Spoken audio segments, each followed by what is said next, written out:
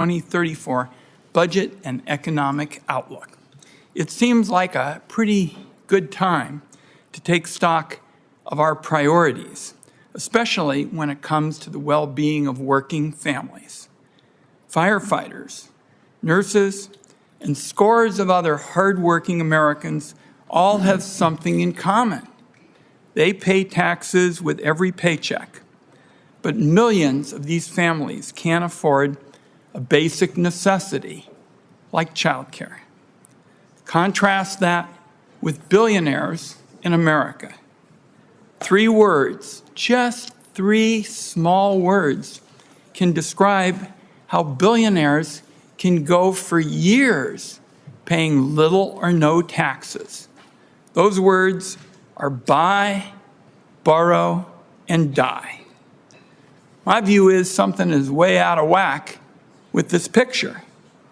America is at its best when everybody, let me underline everybody, has a chance to get ahead, not just those who are at the very top.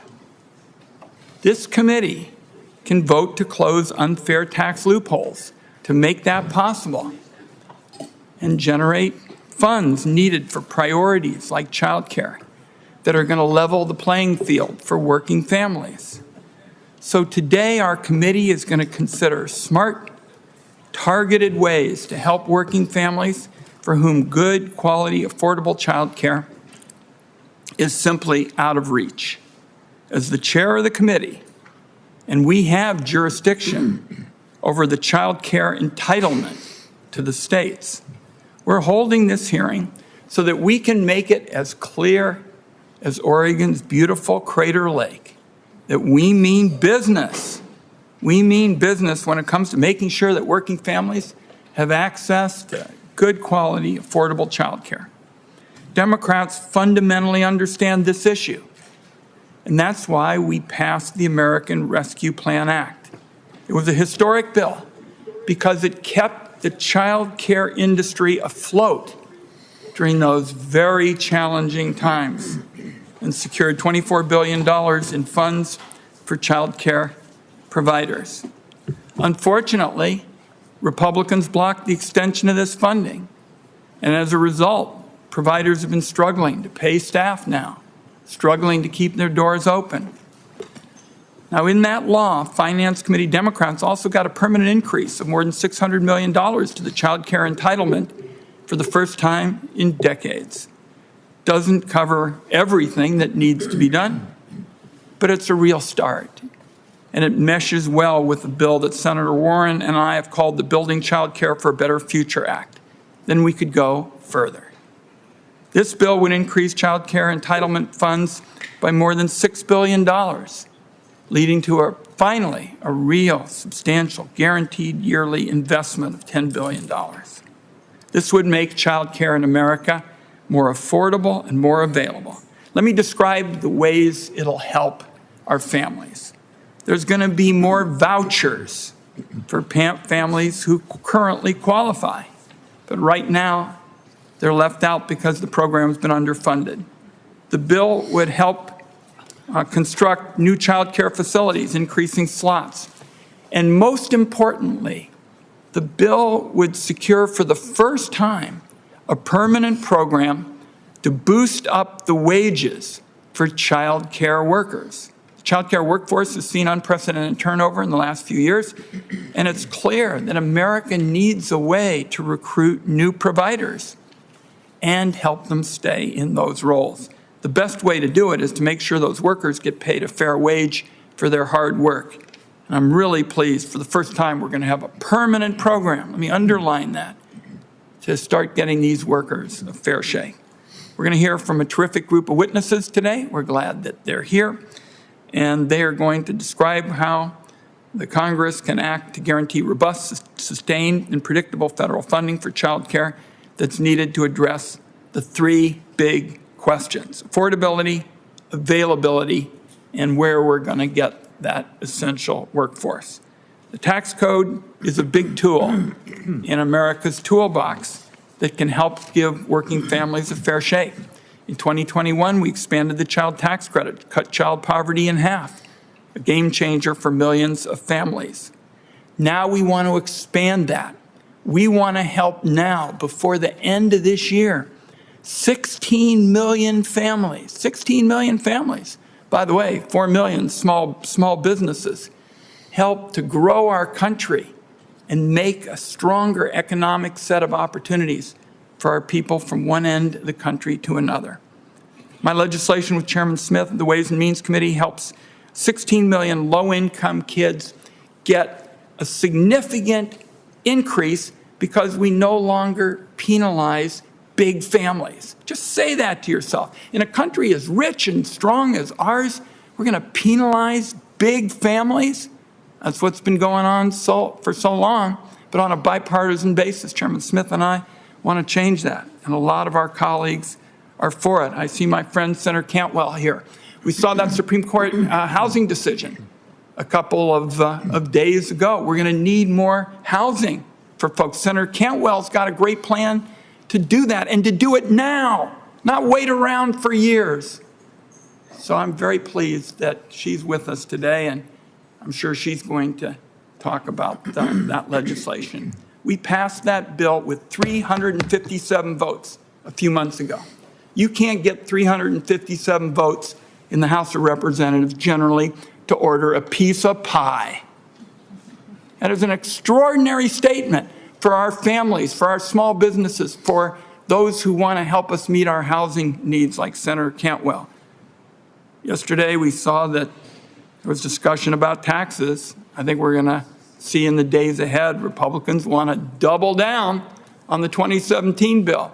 Give more breaks to billionaires, give more breaks to multinational corporations, and run up the deficit at the same time. So Congress couldn't do something about the child care needs we're going to talk about today, about the low-income housing that Senator Cantwell is working so hard for. So it's going to be a good chance to get our priorities out on the table today. And I'm particularly glad that we have these four very committed, talented witnesses today who are going to tell us how we can make smarter use of the resources that are available to meet this extraordinarily important need, because families in America need to grow and they need to get ahead. Senator Crapo. Thank you, Mr. Chairman. I appreciate your holding this hearing today on this incredibly important topic. Many Americans rely on some form of child care, which not only allows parents to remain in the workforce, but also provides children with critical social and educational development opportunities. Unfortunately, for some families, child care is either unaffordable or unavailable. Recognizing that child care is an essential component to a thriving economy, in 1996, I joined a bipartisan, bicameral group of colleagues in creating the Child Care Entitlement to States as a part of welfare reform. The law's targeted financial resources are available to assist working, low-income families in paying for child care. The program recognizes that states are best equipped to design and deliver benefits, and that parents should be empowered to make decisions for their children. One of the core features of the Child Care Entitlement to States is its reliance on vouchers, which allow families to choose the child care arrangement that best suits their needs. Families may use these vouchers for a wide variety of options, from child care centers and in-home care to after-school care and faith-based organizations. Eligible families may be required to share in the cost of child care when able and appropriate, ensuring that funds are wisely scaled to meet financial needs. As Congress considers opportunities to increase access to child care, we must carefully evaluate existing programs to understand what works and why gaps persist. Federal government mandates on child care provider wages or approved sites of service are not the answer.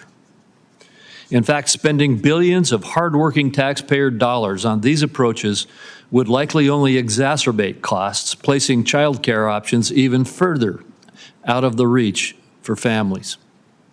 Today, we will hear from witnesses who will highlight how states can leverage existing programmatic flexibilities to bolster access to services and allow families to drive the child care market. I look forward to this discussion. Thank you very much, Mr. Chairman. I thank my colleague, Senator Mr. Cantwell. Chairman, can I have 30 seconds? Of As you've course. invoked my name several times. I do want to just say that a model that has emerged in my state with the low-income housing tax credit is to meet both demands. That is the demand of an ever-increasing aging population and projects that put seniors on the top floors and daycare on the main floor, thereby driving down the cost of providing the daycare to the community.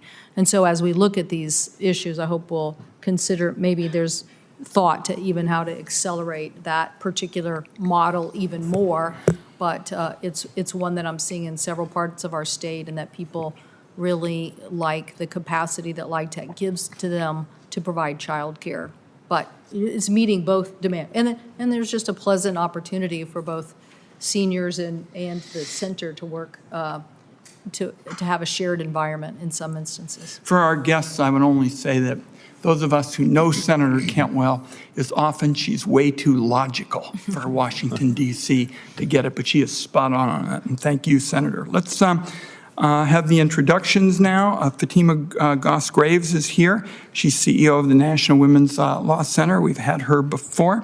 Megan Pratt, thank you so much for making the trek across the country from Oregon State University. You coordinate the Oregon Child Care Research Partnership. That is a program that is long overdue, and we're glad that you made the journey. Catherine Stevens is the founder and president of the Center on Child and Family Policy.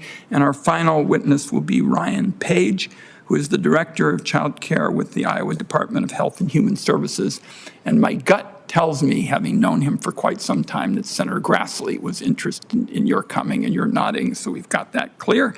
Thanks to our witnesses for being here. Your prepared statements are going to be made a part of the record in their entirety, so why don't you take 5 minutes and summarize? I know you're going to get some good questions. Ms. Graves. Chair Wyden, Ranking Member Crapo, and other distinguished members of the Senate Finance Committee. My name is Fatima Goss-Graves, and I am President and CEO at the National Women's Law Center. Thank you for the opportunity to testify today on an issue of such importance. And really, the hearing itself today is historic. It follows the critical work led by this committee to invest in our nation's care infrastructure, including through the incredible increases in mandatory child care funding and the child care entitlement to states under the American Rescue Plan. These federal investments have been essential in providing some immediate stability to the child care sector and some relief for families during especially hard economic times. Congress has had the opportunity to build on this success, but so far, federal investments have not yet reached the level to address the long-term structural flaws and the deep disparities embedded in our system. The child care system is built on families paying increasingly unaffordable sums, on early educators being paid nearly poverty-level wages, and too many communities across this country lacking a sufficient workforce or facilities to meet child care demand. A system that's built really on overburdening mothers and exploiting a disproportionately women of color workforce. And it's now been 9 months since the child care stabilization funds have expired. The impact has been felt, even as states have really scrambled to try to fill this gap. Our new analysis found that the share of parents without access to child care funding increased in states that did not dedicate additional state funding. And in contrast, more women with young children were able to get work in states that did add dedicated funding. But we also know that states do not have the budgets to consistently fill this gap and to build the early childhood system we deserve. And the upcoming additional funding cliff in this September will make things worse. The good news is, if we can find the public will, The public benefits will be many. When we invest in children starting at birth, it yields long-term positive outcomes for their health, education, and employment. When parents can find and afford childcare, more mothers can enter and stay in the workforce, providing additional support for their own families. When workers have stable and affordable childcare, employers have a reliable and more productive workforce, and our economy experiences growth. However, despite these important public benefits, childcare is too often perceived and funded solely as a private responsibility. When we provide free and universal access to K-12 education, we know of the many benefits, yet parents are largely left on their own from birth to 5 years when their child's brain is growing the fastest. And while the government is the primary financer of physical infrastructure like roads, it is women's unpaid and underpaid labor that primarily bears the cost of our nation's caregiving infrastructure. This is simply not a plan. We know it works, and the public actually gets it too. 73% of voters of all political persuasions support the type of childcare system that we are trying to build. So to set us up on this crucial path, we are urging Congress to move forward with emergency investment of $16 billion in supplemental funding before the end of the year, and a long-term commitment to invest in the care economy. I want to be clear here. The only sustainable solution to our nation's child care crisis is sustained and robust funding that guarantees universal access to affordable, high-quality child care and ensures a living wage, a path to unionization for early educators. A few final thoughts. Throughout history, mothers have always found a lot of workarounds. They've accepted lower paid jobs because they're seeking more flexibility. They've put off educational opportunities. They've foregone more for their family as they're putting a third of their dollars towards childcare, all while working themselves to the bone. It doesn't have to be this way. We know it works. The public is demanding it. We just need the political will to act upon it. Thank you. Thank you very much. Dr. Pratt, welcome. Thank you, Chairman Wyden, Ranking Member Crapo, and distinguished members of the committee for this opportunity. I am an assistant professor of practice at Oregon State University and lead the Oregon Child Care Research Partnership. I work with local, state policymakers, practitioners, and other researchers to study Oregon's child care issues. Starting my career in the field, I bring firsthand experience as a former caregiver who loved working with children and families, while also struggled to stay afloat myself in a stressed, underfunded system. Now, as a mother, even with the privileges that I hold and my child care system expertise, I struggle to find care for my own 2 children. My comments today will highlight 3 key messages about the challenges faced by both families and child care providers in Oregon. My first message is that the child care landscape is currently made up of a patchwork of both licensed programs as well as informal family, friend, and neighbor caregivers. In Oregon, 70% of children have all available parents employed. In contrast, there's only enough formal child care available for 18% of those children. Informal caregivers play a critical role in filling this gap. Nationally, of the 5 million home-based child care providers nationwide, 4 million are unpaid family, friend, and neighbor individuals, often grandma. In terms of formal supply, nearly all Oregon communities are child care deserts. That means there's more than 3 children for every single child care space available. Half of Oregon counties are deserts for preschoolers, and all but 1 county are infant toddler care deserts. Child care deserts are more severe in Oregon's rural and low-income communities. My second message is that affordability is the primary barrier families face when trying to access child care. The reason for these high prices is that parents shoulder the bulk of the system's expenses. The median annual price of toddler care in a center in Oregon is $18,000. It would take between 37 and 65% of a minimum wage worker's annual income to cover this expense. Since 2004, Oregon's childcare prices have increased by 45%, far outpacing Oregonian household incomes, which have increased by only 14% over the same time. Oregon parents fund 71% of annual childcare expenditures, with state and federal government spending accounting for the other 29%. As a consequence, programs operate on razor-thin margins, with staff wages accounting for 80% of the budget.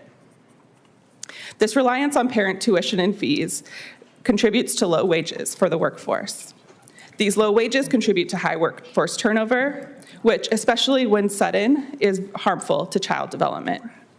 My third and final message is that federal and state public investments play a critical yet limited role in funding the child care system through vouchers and contracts. Oregon, like most states, uses a voucher system to administer their Child Care and Development Fund, CCDF subsidy, to help low-income workers access the child care market. Oregon general funds account for nearly 50% of Oregon's CCDF budget, nearly matching their federal fund allocations. Yet the program serves only 10 to 14% of children eligible for the program by federal rules. The state currently holds a wait list of over 5,000 families waiting to access the program, but cannot due to budget constraints. Vouchers enable parents to choose the child care solutions that work best for them. However, child care programs view vouchers as potentially financially risky because vouchers follow the child. The revenue ends when the child leaves the program. As a consequence, 40% of Oregon's programs do not serve any children on the CCDF subsidy, and those that do often limit how many children they will serve at any given time. Another approach to public investment that Oregon engages in is government-funded contracts. These are long-term arrangements between a government entity and child care provider to provide free or low-cost services to eligible families. Compared to vouchers, contracts provide child care businesses more stable and predictable revenue, which these contracts allow programs to, the contracts can also fund programs at a higher level than the private market can support, and increased revenue helps programs even consider changes like increasing staff wages and expanding supply offerings.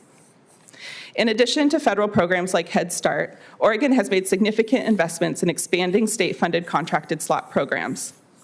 Contracts are especially important in Oregon's rural communities, where these slots account for over half of the overall supply. In conclusion, as the committee considers federal policy solutions to improve the economic well-being of the country, I encourage you to keep central the perspective of both parents that are searching for care, as well as the child care providers who offer it. Thank you. Thank you. Thank you also for mentioning the really dire shortage of childcare in rural America. I know I'm going to hear it next week when I'm having town hall meetings in rural Oregon, and I appreciate your pointing it out. Dr. Stevens. Chairman Wyden, Ranking Member Crapo, and distinguished members of this committee, thank you for inviting me to testify at today's hearing on federal child care policy. My name is Catherine Stevens, and I'm the founder and president of the Center on Child and Family Policy. We focus on the science of early development and its implications for how policy can advance the well-being of young children, especially children from low-income families. It's an honor to testify before you today. Both the public and policymakers have become increasingly focused on childcare because we now know that young children are continuously and rapidly learning wherever they are and from whomever they're with, including in childcare. And childcare's role in both economic productivity and gender equality has also been moving to the forefront of policy debates.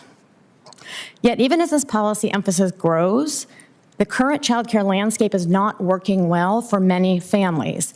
In particular, children of lower income working parents too often lack access to the high quality care, while research is very clear that it matters to those children the most. This is damaging to young children, and it's also greatly disempowering for lower income parents who care about their children's well-being as much as any parents do. The aim of the Child Care Development Fund is to help exactly those families, but it's currently failing to accomplish that goal. Many families who need child care subsidies aren't getting them. Among those who do, subsidy amounts in many states fall short of what low-income families need to access the high-quality care that wealthier families are already using for their children. Low subsidies also lead to very low pay for child care staff, which only hurts the children they're caring for. Low wages cause high staff turnover, which means that the consistent, trusted relationships young children need for healthy development aren't possible. Low wages also mean that the field struggles to attract and keep the kind of staff parents are comfortable leaving their children with. Finally, parent choice has been greatly reduced because the number of providers that accept CCDF subsidies has declined steeply, including the family child care and faith-based providers that many low-income families prefer. These are real problems. But the way the child care issue is increasingly framed is leading us farther and farther down the wrong policy road. The fact that some families need more help paying for high-quality child care does not mean the federal government should be playing the leading role in funding and running it. Nor does it mean that our aim should be maximizing the number of young children in non-parental group care. Instead, federal policy should focus on increasing lower-income children's access to high-quality care, so those children have the same opportunity for healthy development that affluent children already have. These are the families who really need help, and these are the children for whom that help will make the greatest difference.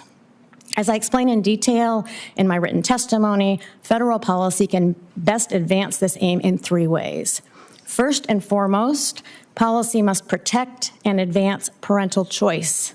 We must elevate, not diminish, parents' power and primary role in their children's well-being and development, helping them access the care they actually want for their children. Second, policymakers must reduce bureaucratic inefficiency and ensure better use of existing federal funds by integrating and streamlining CCDF, Head Start, and TANF funding, and by more effectively leveraging a broader range of federal funds, including existing child care facilities funding that is underutilized and the child tax credit. Third, federal policy must promote and facilitate a much increased state role. Children's education is a state, not federal responsibility.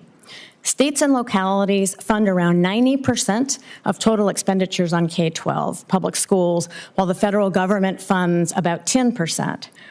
It's just not clear why the federal role for children under age 5 should be so much larger than its role for children from age 5 onwards.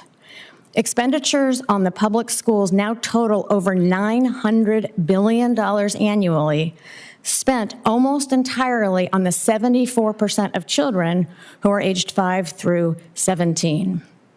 State spending on the additional 26% of children who are under age 5 is a tiny fraction of this amount. But we know that children's care and education from birth through age 4 is as significant to their development as is schooling from age 5 to 18. States must rethink their allocation of funds across the birth to 18 continuum of children's development. In closing, I'm grateful for the opportunity to provide testimony before this committee on such an important topic. Nothing is more important to parents and to our society than ensuring the healthy development of young children, shaping new human beings, and laying the foundation for our nation's future. I look forward to your questions. Thank you, Dr. Stevens. Ms. Page. Chairman Wyden, Ranking Member Crapo, members of the committee, thank you for the opportunity to speak with you today. I am honored to speak on behalf of the Iowa Department of Health and Human Services. At the core of our mission is Iowa's Children and Families. We are the lead agency overseeing the Childcare and Development Fund, and we are responsible for all regulatory oversight under the Childcare and Development Block Grant. Last fiscal year, Iowa received approximately $110 million under the CCDF appropriation. Iowa is home to 3.2 million people and often leads the nation with 75% of children under the age of 6, with all available parents in the workforce. Access to childcare for working families and those seeking educational advancements is imperative to the continued economic success of our state. In 2021, Governor Reynolds initiated a child care task force to develop a comprehensive strategy to address the issues that contribute to the child care barrier to work in Iowa. Over the past 3 years, HHS and other state agencies have worked to implement those task force recommendations. In the 2023 legislative session, Iowa's legislature increased front door eligibility from 145% of the federal poverty level to 160%. And in state fiscal year 24, Iowa served an average of 29,000 children every month under the Child Care Assistance Subsidy Program. Iowa does not have a wait list to access subsidy. Iowa also has a tiered eligibility structure so that families have continued eligibility, which prevents working parents from immediately losing childcare with modest wage gains. This past legislative session, subsidy reimbursement rates were moved to the 2023 market rate survey, with tiered reimbursement based on participation in Iowa's quality rating and improvement system. Iowa utilizes CCDF funding not only for direct support to families, but also to ensure the health and safety of children in our facilities. In response to Governor Reynolds' Executive Order 10, which institutes a comprehensive review of all existing administrative rules, the agency has engaged stakeholders and licensed child care centers to evaluate regulations. As we review regulatory standards in family child care homes, there will be a renewed focus on standards required for relative care providers to ensure that families have maximum flexibility to utilize child care providers of their choosing. CCDF funds also support the quality initiatives in our state. It is essential that we support the child care workforce with professional development opportunities as well as promotion of strong business practices. With supportive funding, HHS partnered to create the Child Care Collaborative of Iowa, supporting Iowa's child care providers with financial management consultants and child care management system technology to improve business practices. With approximately 3,500 licensed and registered child care providers, Iowans have a robust child care system to choose from. Iowa's child care landscape that is supported with CCDF funds includes family child care homes, as well as licensed child care centers, including for-profit and nonprofit, before and after school programming, and faith-based programs. 23% of Iowans are reported to live in a child care desert. However, this only tells a part of the story. Not all children in the census data require regulated child care, nor does it target unique and individual needs of families. As such, Iowa is actively gathering data to understand not only our availability of childcare slots, but also to better understand our state's childcare operational capacity. Like many states, Iowa has not yet recovered from the reduction of people in the childcare workforce during COVID-19. To increase operational capacity of our licensed childcare facilities, Iowa implemented the CCA pilot in July of 2023, providing childcare subsidy to those who work in childcare, regardless of income.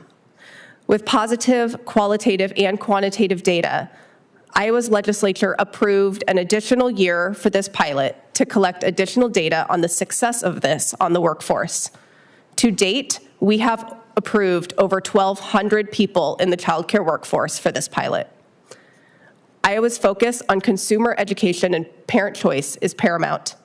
Funds utilized for child care resource and referral contracts support Iowa's families with parent referral services to find child care. Iowans have access to information that helps them choose the type of child care that meets their family's need, including minimum health and safety standards, information on how to find quality childcare, and access to licensing status and annual inspection and complaint reports. The CCDF program supports Iowa's efforts to ensure access to childcare for all Iowa families. Thank you for the opportunity to share the success of the CCDF program and showcase our efforts in supporting Iowans. Thank you all. Before she leaves, I also want to thank my colleague, the chair of the Agriculture Committee, for her leadership, because for the first time ever, the Farm Bill is trying to find ways to get extra help for childcare in rural America. And we very much appreciate my colleague's leadership. All right. Let's start with you, Dr. Pratt. And, I probably don't call myself a supply-sider much, but I'm a supply-sider on childcare. We've got to increase it. There is no question about we've got to grow this. And my sense is that based on your work, you see this absolutely key to American productivity in the private sector of our economy. Now, in our legislation, we think that we can really boost that productivity by trying to give some help to childcare workers, because they will be more interested in gravitating to that as an opportunity to grow a career. Do you share that view? And tell us a little bit more about your research in the area of workforce, because when I'm thinking about growing the American economy, I always am looking at workforce trends, and we got to find ways to change the trend in childcare and attract more talented, capable people. We do that with the boost in wages, but I'm interested in your thoughts, and maybe you have some other ones. Thank you, Chairman Wyden and committee. Yes, this is the workforce is the key piece. It's when in talking with my partners, policymaker partners, researcher partners, it is considered the big crisis right now. How do we keep programs staffed? And I think there's a lot to think about, knowing that our childcare system is a mix of licensed programs as well as those license-exempt family friend and neighbor programs, thinking about how we support home-based care and the people that are doing the care right now, as well as supporting new people to come into the field, requires a change in wages and ongoing increases in wages so that the field can trust that the wages will continue, as well as a clearer message about what you can do in the field. And for example, in Oregon, there is a big push towards there's the state agency has grown significantly, and when I was a child care provider, it was not an option to think about, I could continue to support the child care field by going into working at a regional leadership level or a state level, and that is now an opportunity. So thinking about those different ways that you can go through the system and be a part of the workforce is important. Great, thank you. Ms. Graves, you, Ms. Graves, in your good work, you all have been looking at some really important long-term economic trends, and I gathered that you all have estimated that the American economy loses $122 billion annually due to the lack of affordable, high-quality childcare. Now, that's kind of a jaw-dropping figure. Tell us a little bit about how you gathered that data, and that is annual, I gather. That is an annual number, and our partners at the Century Foundation produced that information, but it is it's for a range of reasons, right? It is the lost revenue of people who are not able to be attached to the workforce. It is what happens to the child care providers who are not able to serve as many families. It is what happens to the early educators who are not able to stay. The thing about the child care sector that we learned giantly in the pandemic and that we have continued to learn in an ongoing way is that it is foundational, not just the families that we have been hearing about that are desperate to find it, but for employers in in communities who are desperate to hire and retain their own workforce. So anytime we have a situation where we have something that is foundational to families, to employers, and of course to the early educators who make up that workforce, we can think of it as an infrastructure that is foundational for all of our work. As some people say, childcare is the work that makes all other work possible. Quick question to wrap up. Is there any fresh thinking going on with respect to private employers? Because what we have tried to do in our state is to find fresh approaches that in effect build something resembling a public-private partnership, and private employers react very well to that. You're nodding your head, Ms. Graves. Well, I think employers are eager to be in this conversation and are naming childcare as fundamental. I actually think the thing that they could most do is join you and others in thinking about the tax conversation for next year to ensure that there are more revenues in the system. That would be the most important thing. And we have seen employers experimenting, offering childcare, but the consistency that Dr. Pratt named is important. For example, you saw Twitter or X had offered benefits to its higher income employees, and then it scaled them back. It sort of changed its mind. And that sort of uncertainty is difficult for the entire market. Great. Senator Crapo. Thank you, Mr. Chairman. Ms. Page, the Child Care Development Fund wisely gives states the latitude to implement the program according to their unique needs and circumstances. It sounds to me from your testimony like Iowa's taken that flexibility seriously and is working hard to try to creatively and effectively figure out how to best use these funds. Past proposals here at the federal level to increase the funding for the Child Care Development Fund would impose significant expansions of federal regulatory systems that states would need to meet to receive required funding. As the federal government seeks to support affordable child care, how has Iowa been able to maximize on the notion of state control by taking advantage of the flexibilities this program has? Yes, thank you. I do think that state flexibility on how the federal funding is used is really imperative to the success of how our communities can thrive. And I think that not every state is the same, and we all have unique needs in our individual communities. And some of those things that Iowa does is really uses some data-driven decision-making. For example, we have pockets in our state where refugees live, and we will target child care, education, and professional development opportunities to populations so that they can meet their own community needs, those cultural aspects that are so important to local families, making sure that our families are able to access the type of child care that makes sense to them. We also do have some public-private partnerships with businesses, local communities, local chambers of commerce doing some wage enhancements locally, where we have both federal and state funding as well as business funding going into those. So we really try to take an innovative approach. Well, thank you. And Dr. Stevens, another wise part of the Child Care Development Fund is distinguished by its goal of maximizing parental choice in the decisions relating to child care providers.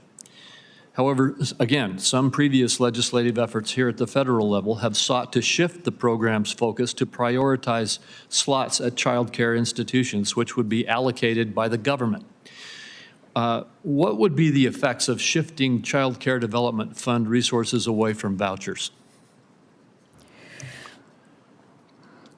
I worry about increasing the use of contracts as opposed to what are called certificates, vouchers, because what is essentially happening is you're displacing the choice of parents, parent decision-making with government decision-making. And I think that's just, I don't think that's acceptable. the concerns that the other witnesses have raised, to which contracts appear a good solution, those are real concerns. However, for example, the instability of revenue that the other witnesses have been describing, there are ways to address, that states can address those issues within a certificate system. And I think that needs to be our emphasis. In other words, once you start getting rid, or, once you start shifting away from a certificate voucher system, it's a slippery slope in displacing parental choice with government choice. So I think what I would like us to do is focus on how we can address the issues that contracts will ostensibly address within a certificate system, and I think there are ways to do that. Well, thank you. And Ms. Page, back to you. Another aspect of what Dr. Stevens was just describing is the role of faith-based providers in child care. Religious institutions have a long-standing role in providing child care in their communities. The Child Care Development Fund explicitly allows parents to choose faith-based child care providers that incorporate sectarian worship or instruction in their caregiving. If faith-based providers were excluded from participating in the Child Care Development Fund, which movement toward a contract system would do, what would be the impact on the availability of child care providers in Idaho? And in speaking with your colleagues in other states, what is your sense of its implications nationwide? I do think it would have implications nationwide. I can tell you for Iowa that 17% of our licensed child care centers are in faith-based programming. Of that, 155 of them have a child care assistance provider agreement, and they have the capacity to serve over 1,600 children in Iowa. I would anticipate in some of our smaller states that that would also be impactful, knowing that historically a lot of faith-based institutions provide child care. Thank you. Yeah, I think just on that last point, I certainly would favor a substantial role for faith-based programs. There are obviously issues you have to debate in terms of the rules like accreditation and the like, but put me down as being supportive of that. Senator Grassley.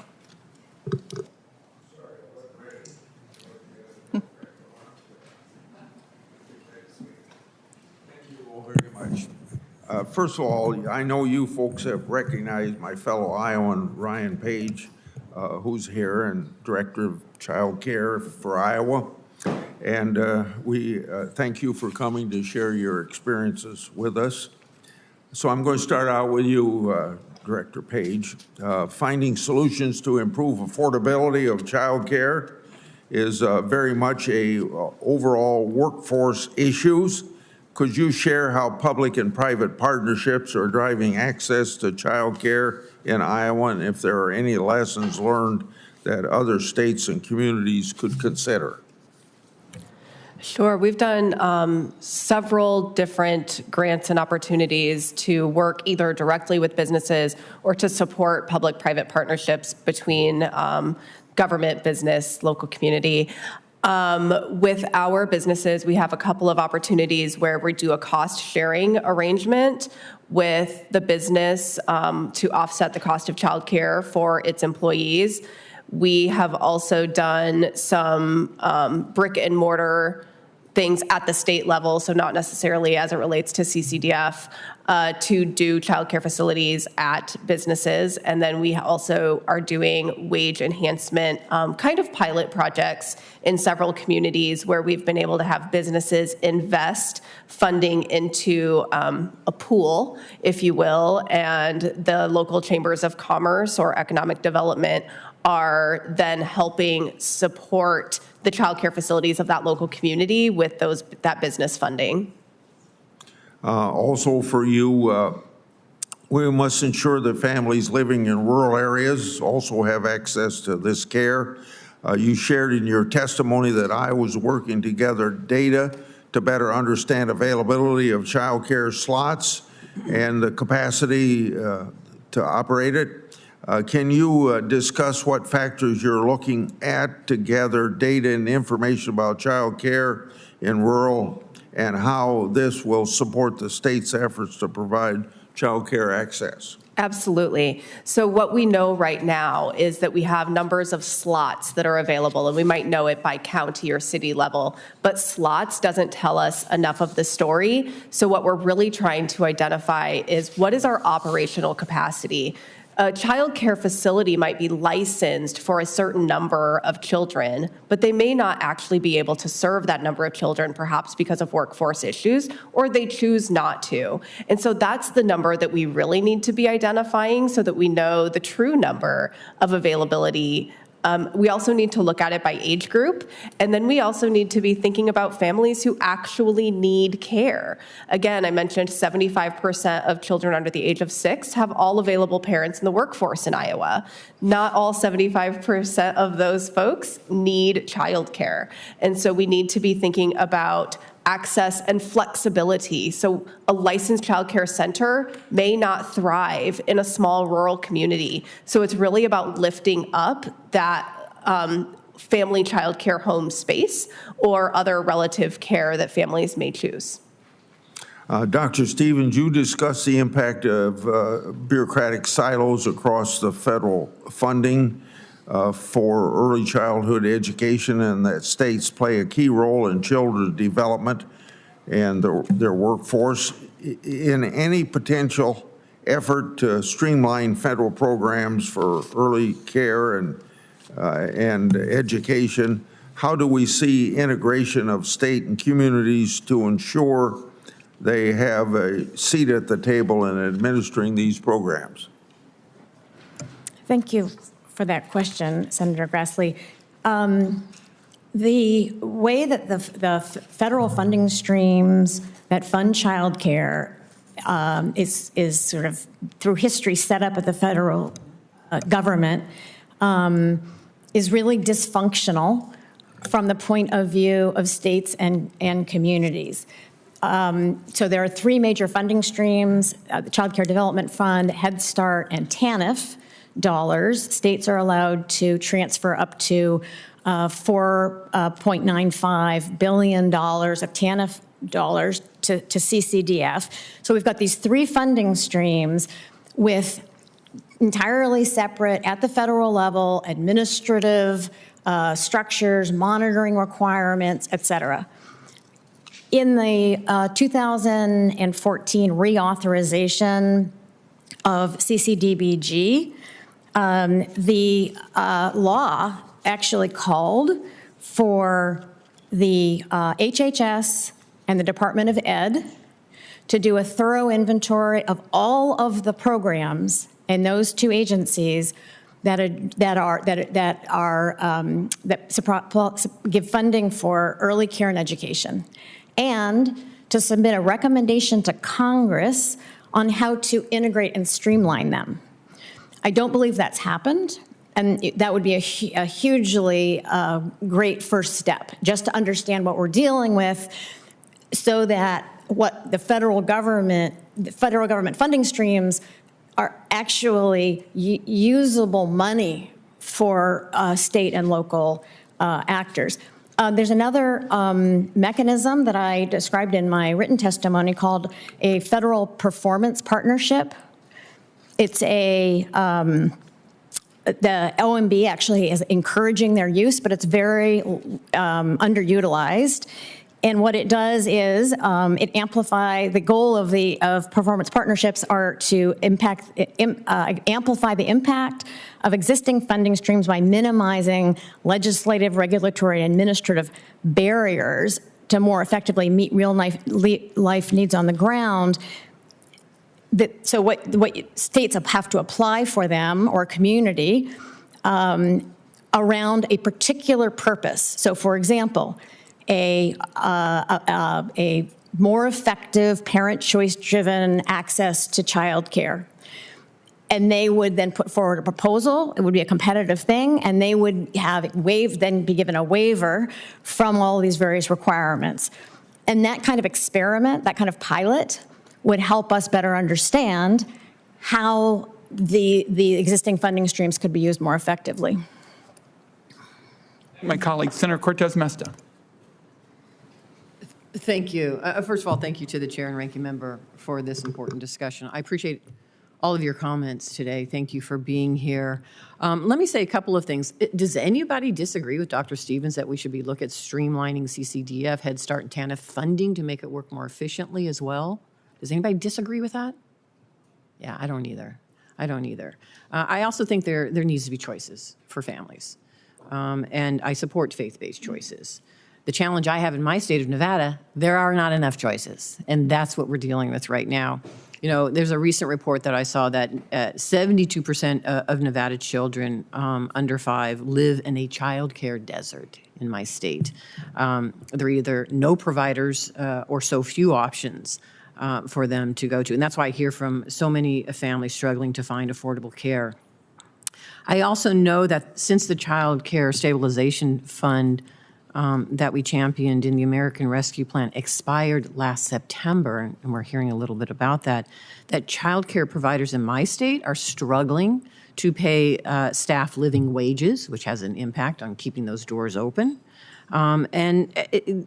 Along with the staffing issues that we've talked about is the issue of ensuring we provide them those necessary wages. So let me just ask Ms. Graves, can you tell us how actually raising the child care provider wages could help address some of the shortages of child care that I see in my state? Yeah, the biggest problem we have right now, and we've all talked about, are the challenge with the workforce. That right now, child care providers are struggling to both recruit and retain early educators and also pay poverty wages. And so we have learned the lesson again and again that that is not how you build a stable child care system. The converse is true, is that we know how to build it, right? We know that if you pay early educators wages that are living wages, if you give them a path to unionization, give them benefits, they are more likely to want to work in the field, a field they love, right? They're leaving a field they love because they can't afford to stay in it, and they're more likely to stay. So that will help not only the providers and the early educators, it will help the families who are desperately seeking care and employers who are worried about their workforce. So let me add one dimension, because I agree with you 100% here. Child care is particularly challenging in Nevada, because you got to remember we are a hospitality mining industry.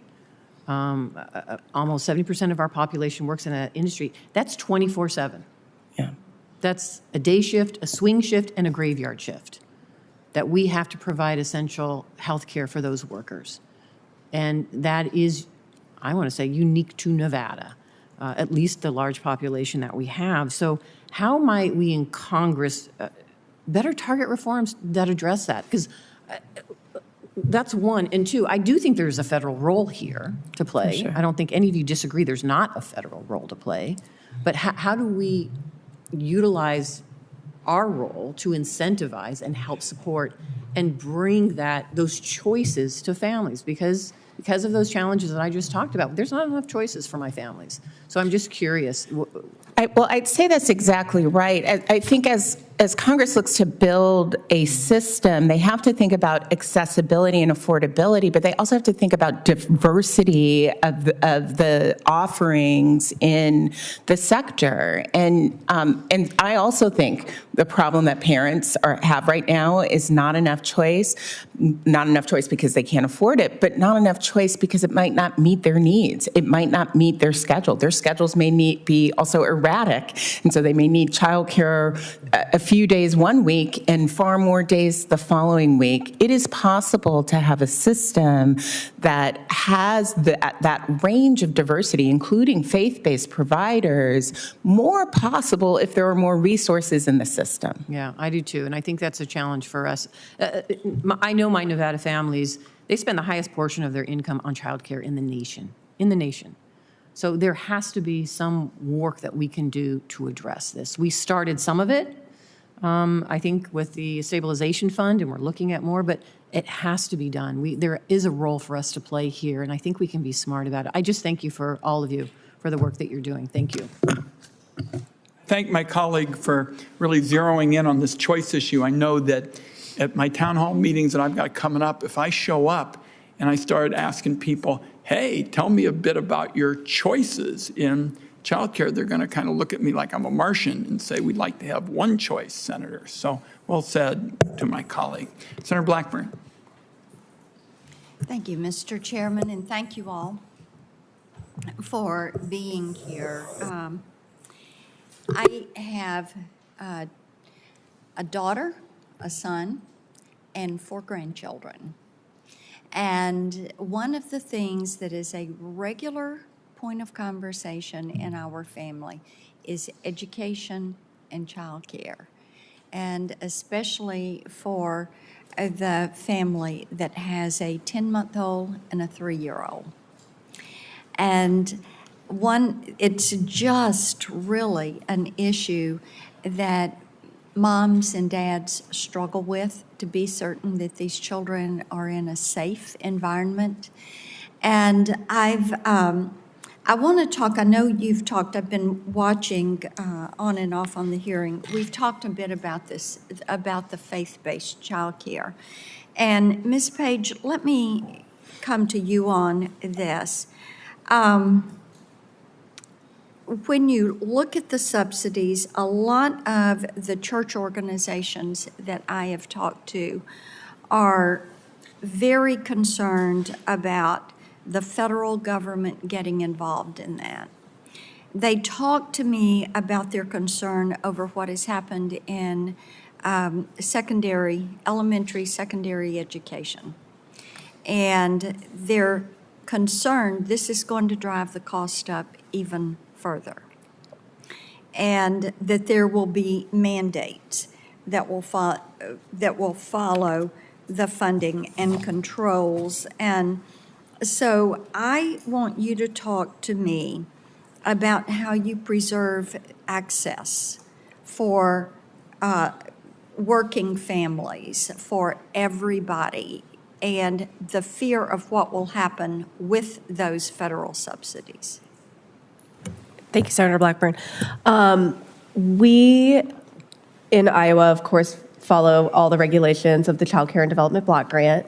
I had mentioned in my testimony that we are currently doing an analysis of our regulatory landscape for child care centers, because what we don't want to do is be overburdensome for our child care facilities.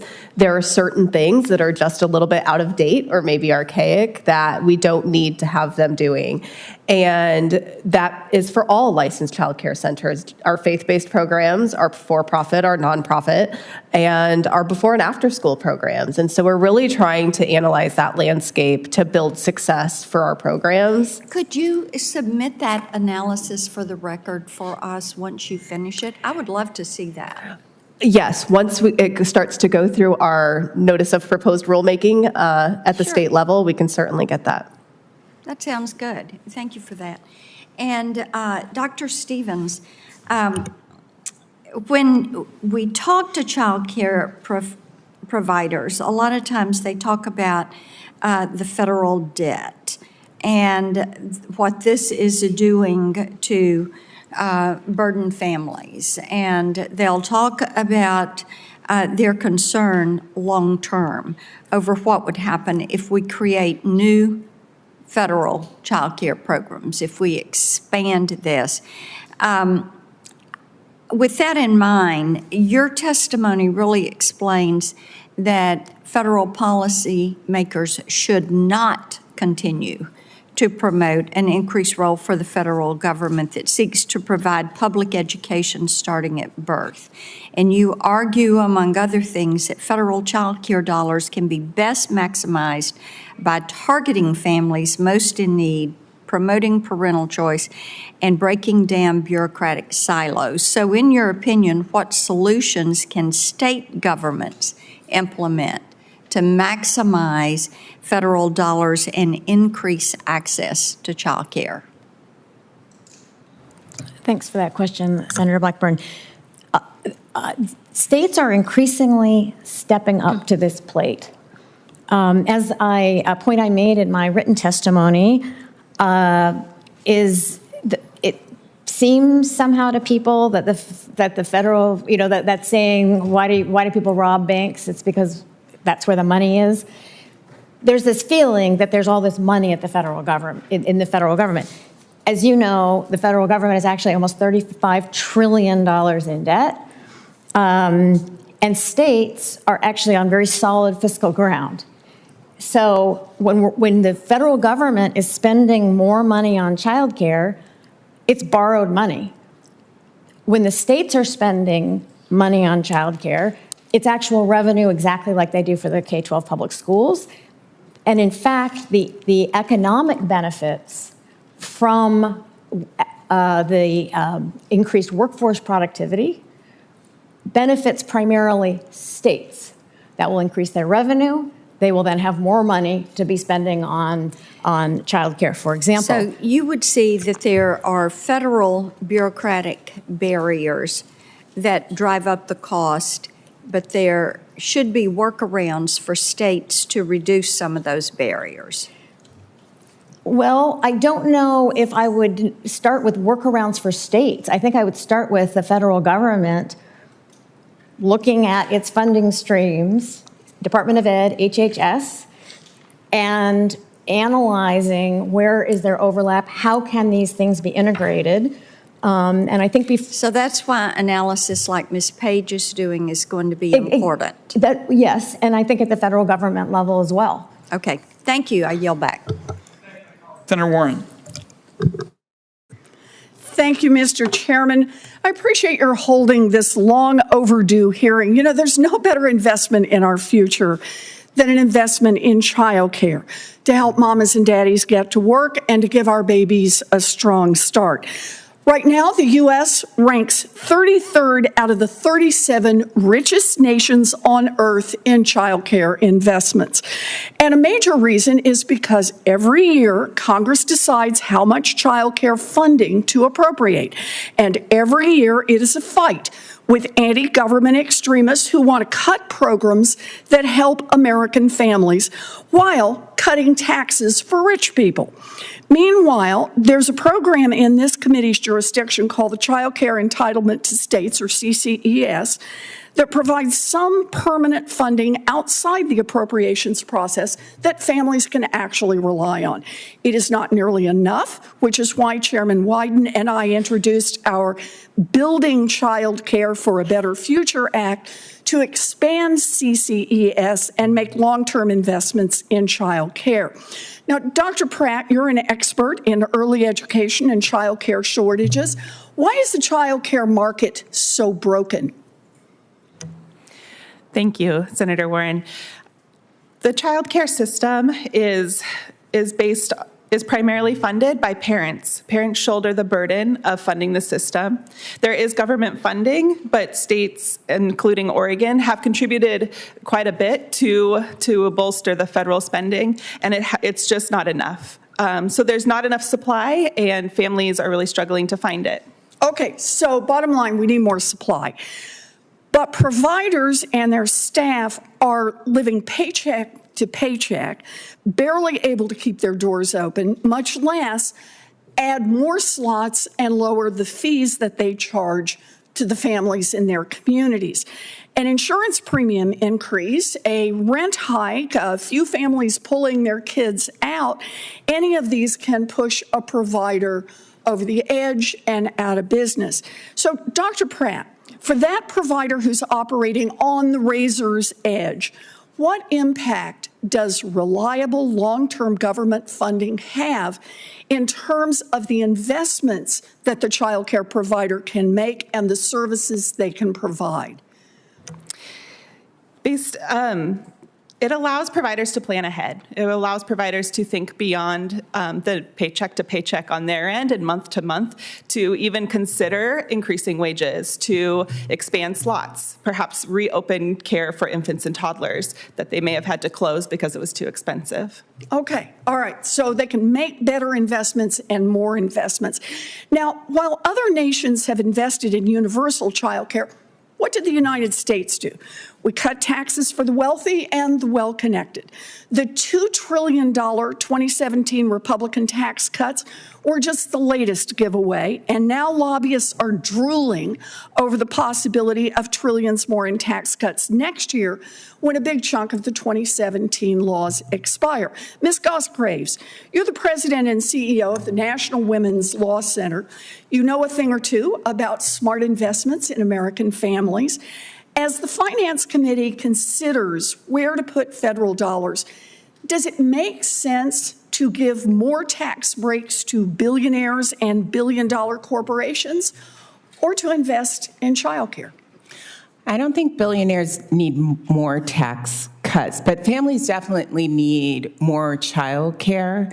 And in fact, having more child care available and accessible, that will help businesses for sure. Yeah.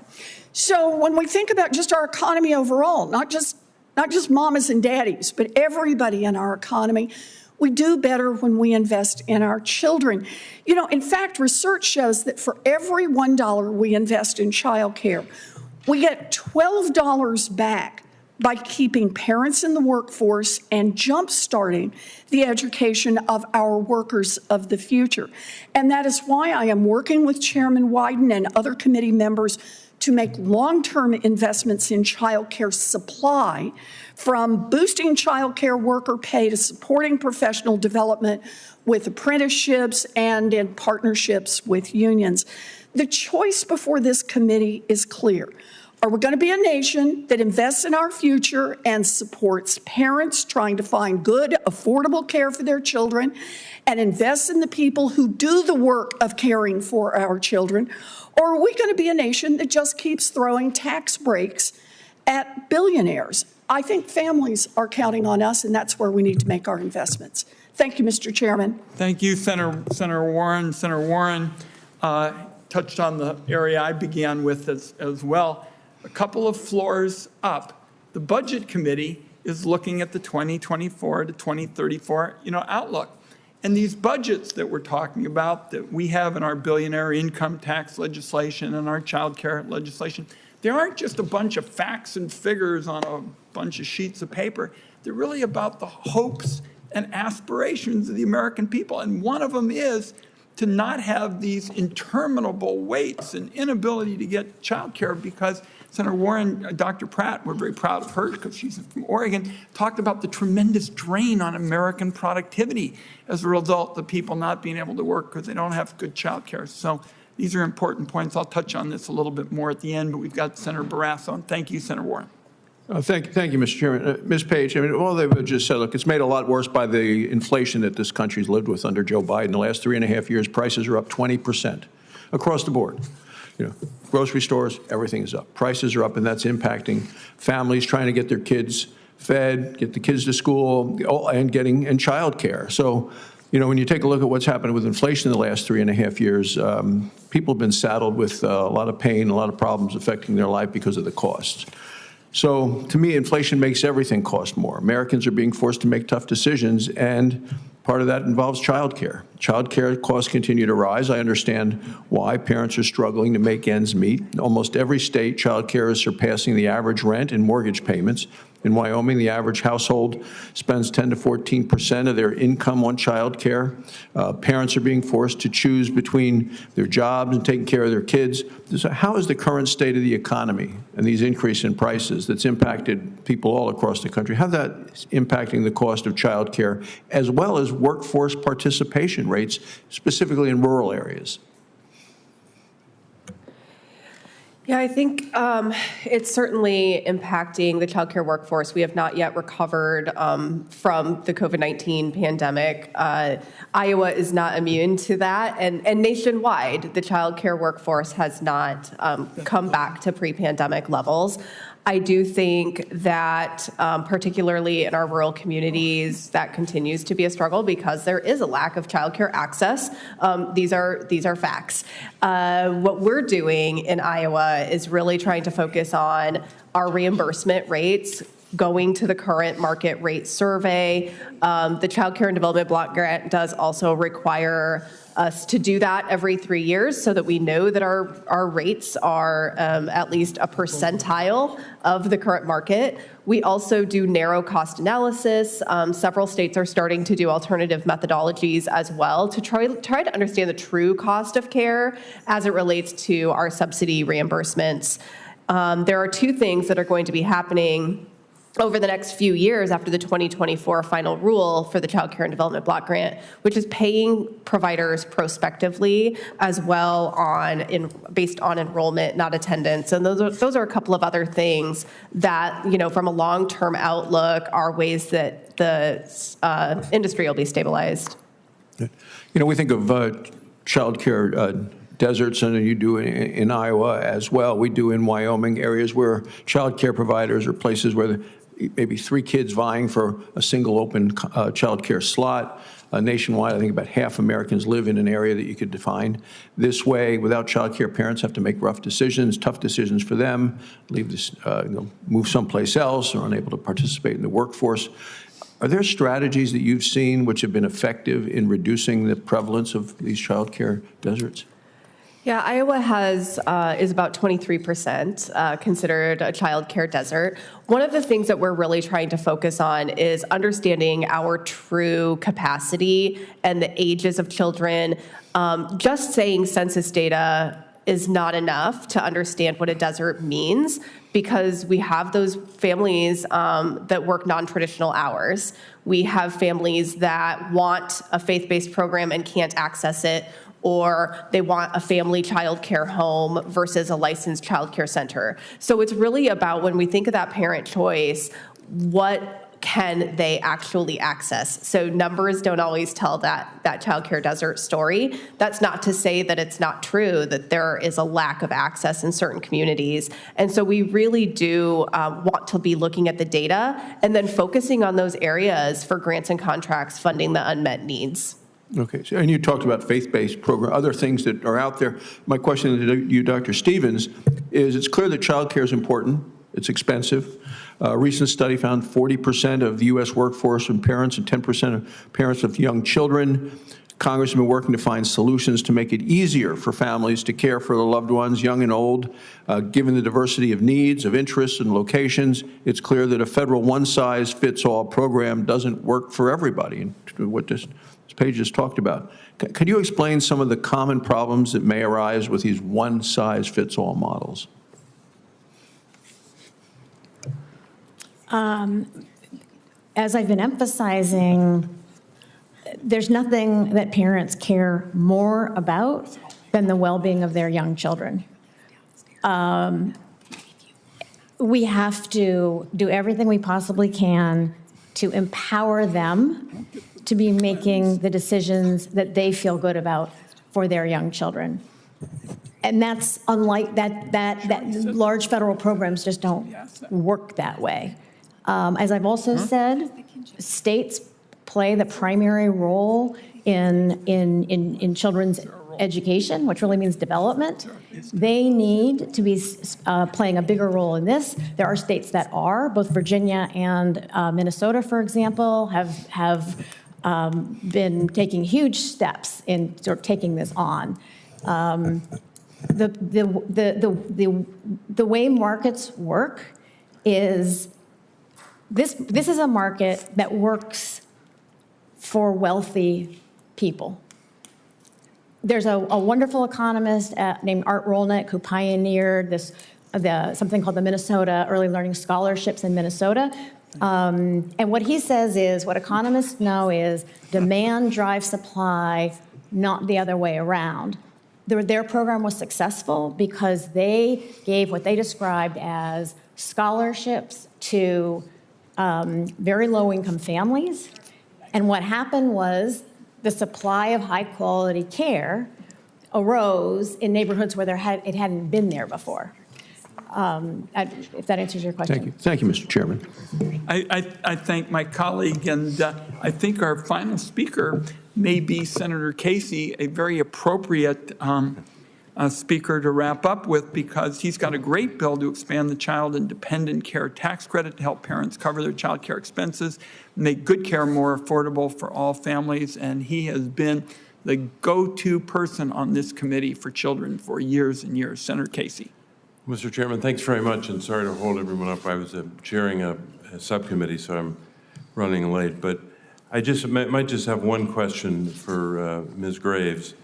I hear regularly from parents across our Commonwealth who tell me about the challenges they face when trying to afford quality child care for their kids. I've been, as the chairman mentioned, leading legislation, the Child and Dependent Care Tax Credit Enhancement Act, which was enacted into law in 2021. A version of that bill was enacted as part of the American Rescue Plan. And in 2021, I voted to pass into law increases to the, or enhancements to the child tax credit itself. As you know, the Child and Dependent Care Tax Credit is a separate and distinct tax credit. I've also been the co-lead with Senator Murray of the Childcare for Working Families Act, and Senator Wyden, of course, has been leading in all these areas. I support a bill led by the chairman, the Building Child Care for a Better Future Act, that I'm sure you've heard about already, which would reduce child care costs for parents and increase the supply of child care. It's just a terribly high expense. In fact, I was just chairing a hearing on corporate price gouging and greedflation, and one of the cost increases for families is not simply the cost of food or the cost of household items, it's the cost of child care, which is every bit as burdensome as those other costs. So I'd ask you this: why is additional federal support for the child care sector necessary for families? And in what ways would the child care legislation and tax breaks that I mentioned reduce costs for families throughout the country? You know, Senator, we kind of have a math problem here. Families, they can't afford to pay more. And the early educators, they can't afford to be paid less. And when you have that fundamental type of problem, you need a third-party intervener. Right.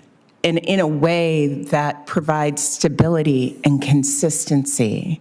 So that's why we are seeking not only the $16 billion supplemental investment for this year, but for this committee and this body to focus on a program and investment in our broader care economy that allows for every family who wants access to child care to get it without having to do it on the backs of early educators who deserve to be paid a living wage. Mm-hmm.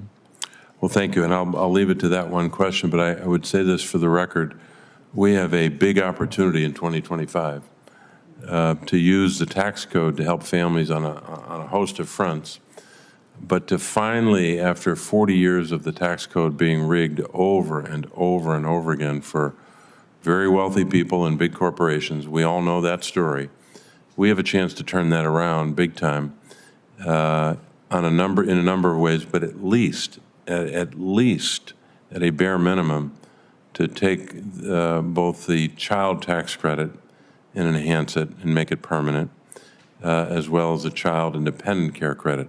Two credits that can help families in more ways than one, but especially on child care. That alone would enormously benefit families. So we have a big opportunity. The question is, will the Senate meet that moment, or will we usually have the usual 40-year trend of the big guys getting it all?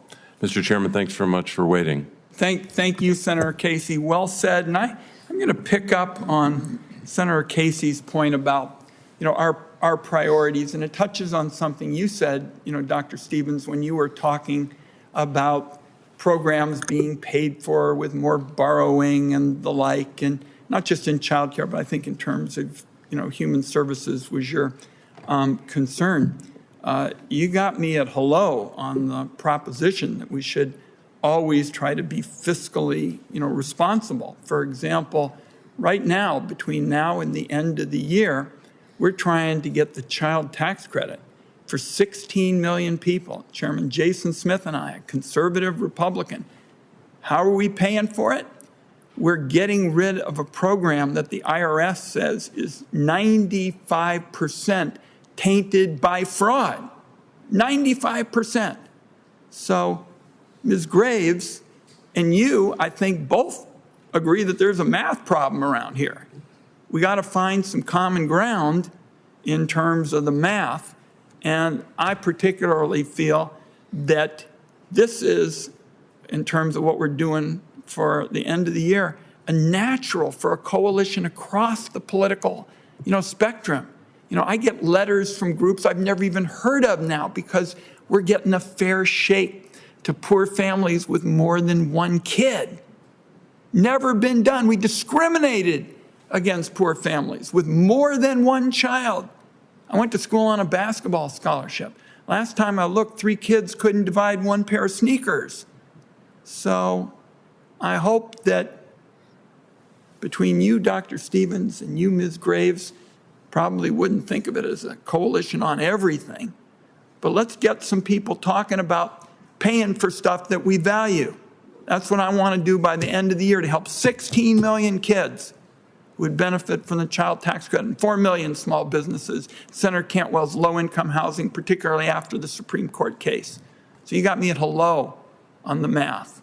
And that's what Senator Casey was talking about in a very eloquent way in terms of, closing the tax breaks for people at the top.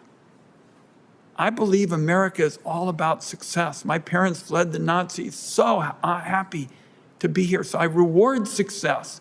But success and having everybody pay some taxes, those two things aren't mutually exclusive. We can do both. So I appreciate what all of you said. I'm sure you don't, as I said, agree on everything that's before this committee. But if you can get us to take up the math issue, first by the end of the year, to make sure that we help those 16 million families, 70% of which are large families. They're not just one kid, they're large families.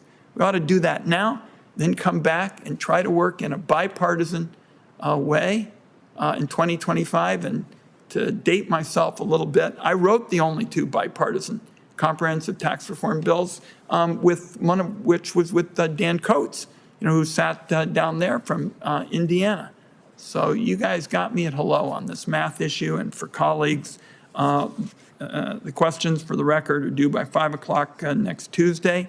And I want to thank all of you. I think that you probably forced some discussions today that are very constructive for what we have to do for the long term. Thank you for your service. And with that, the Finance Committee is adjourned.